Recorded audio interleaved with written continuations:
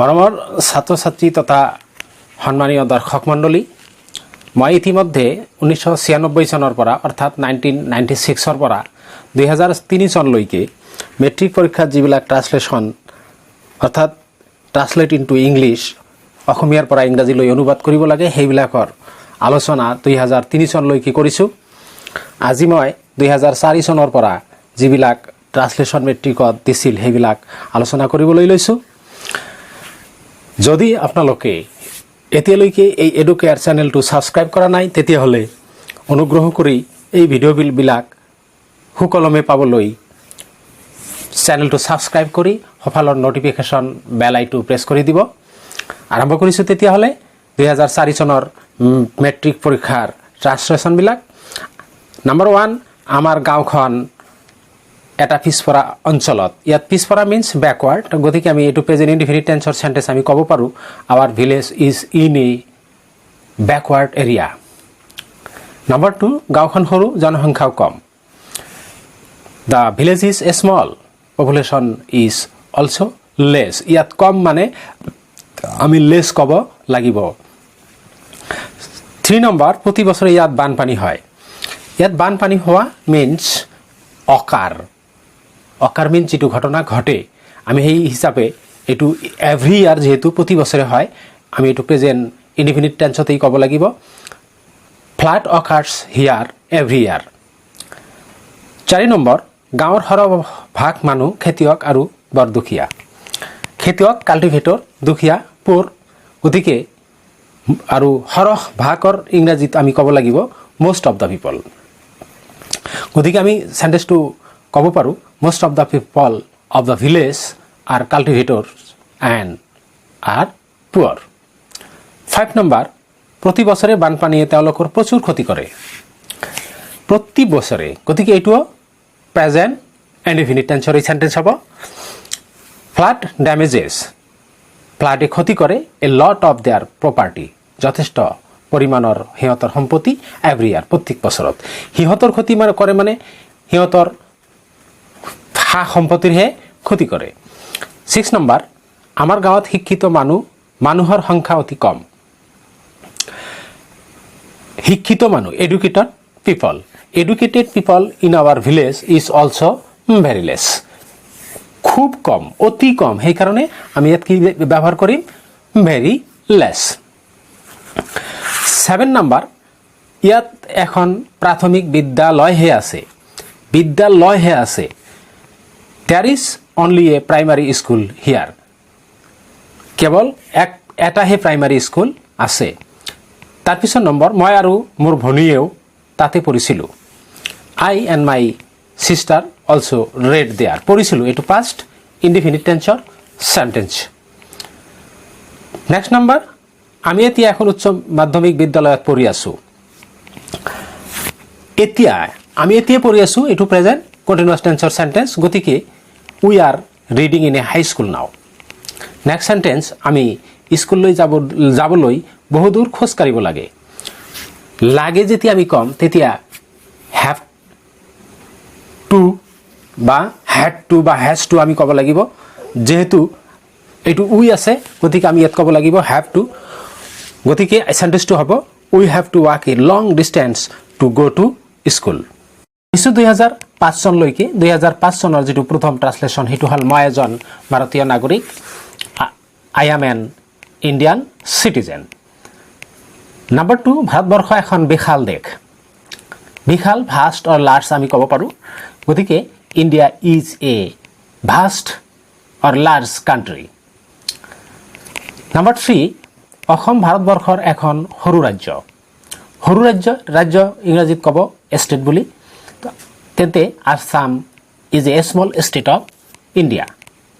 4, ই ভাৰতৰ উত্তৰ পূব দিশত অৱস্থিত, অৰ্থাৎ অসম ভাৰতৰ উত্তৰ পূব দিশত অৱস্থিত। অৱস্থিতৰ ইংৰাজীত কোৱা হ'ব চিটুৱেটেড। উত্তৰ পূব দিশত নৰ্থ ইষ্ট ৰিজন। গতিকে আমি চেণ্টেন্সটো ক'ম ইট ইজ, অথবা ব্ৰেকেটত আমি আসাম লিখিছোঁ, it is situated in the northeast region of India. Number 5, মোৰ জন্ম অসমত হৈছিল। I was born in Assam.